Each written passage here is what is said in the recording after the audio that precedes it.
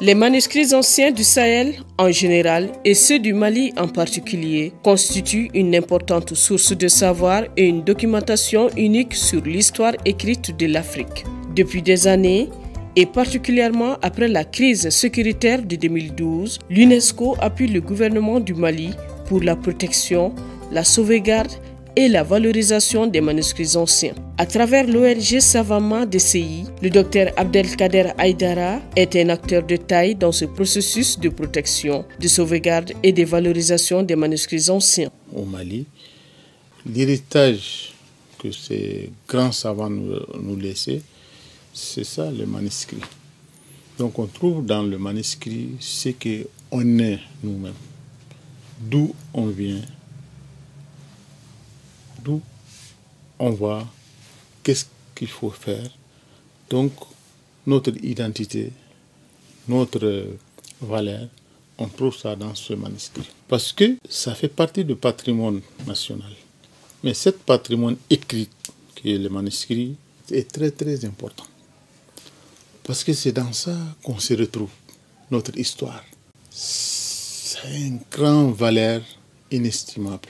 Il y a tout ce qu'on peut faire ou ce qu'on peut chercher, on le trouve dans le manuscrit. Dr Abdelkader Aïdara, aujourd'hui à la tête d'une ONG nationale malienne, ONG Savama DCI, œuvre en collaboration avec l'UNESCO pour la sauvegarde et la conservation des manuscrits anciens. On a beaucoup travaillé sur le sauvetage dans un premier temps, après la conservation. Et la troisième, c'est la valorisation. C'est-à-dire qu'on est arrivé aujourd'hui là où on peut exploiter ces manuscrits. Parce que les manuscrits sont bien conservés. Comme vous voyez, ils sont dans les boîtes de conservation. Ils sont dans le dépôt de conservation. La plupart sont déjà digitalisés.